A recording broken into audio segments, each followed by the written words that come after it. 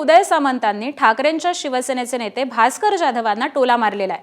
विरोधी पक्षनेते पदाचं भास्कर जाधवांना ठाकरेंच्या शिवसेनेकडून केवळ लॉलीपॉप दाखवण्यात आल्याचा टोला हा सामंत यांनी मारलेला आहे। भास्कर जाधवांना महाविकास आघाडी विरोधी पक्षनेता करेल असं वाटत नाही असं देखील ते म्हणालेले आहेत। तसंच भास्कर जाधवांनी देखील याला आता प्रत्युत्तर दिले आहे। पाहूयात।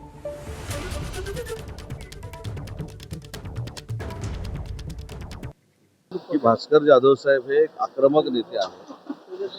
अतिशय विधानसभेचा विधान परिषदेचा त्यांना अनुभव दांडगा आहे आणि अशा आक्रमक नेत्याला शांत करण्यासाठी युबीटीनं फक्त पत्र देऊन ठेवलंय की विरोधी पक्षनेता त्यांना करावं, पण ज्यावेळी खऱ्या अर्थानं करण्याची ज्यावेळी विरोधी पक्षनेता वेळ येईल त्यावेळी ते त्यांना करतील असं मला वाटत नाही। लॉलीपॉप असं म्हणणार नाही, लॉलीपॉप असेल तर त्याचे परिणाम त्यांना भोगावे लागतील। उदय सामंतांनी माझ्याबद्दल जर अशा पद्धतीचं एक सहानुभूती म्हणा किंवा आदराची भावना व्यक्त केली असेल तर मी आक्रमक आहे म्हणून मला देत नाहीत विरोधी पक्षनेतेपद, अशा पद्धतीचे ते संकेत देतात।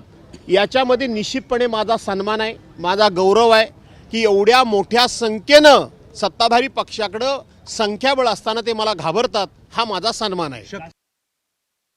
शिवसेनेचे ज्येष्ठ सदस्य आदरणीय भास्कर जाधव साहेबांना काहीतरी विरोधी पक्ष नेतेपदाचं पत्र दिलेलं होतं, परंतु आता ते नाव बदललं जाण्याची शक्यता आहे अशी देखील चर्चा नागपूरमध्ये फार मोठ्या पद्धतीनं सुरू आहे।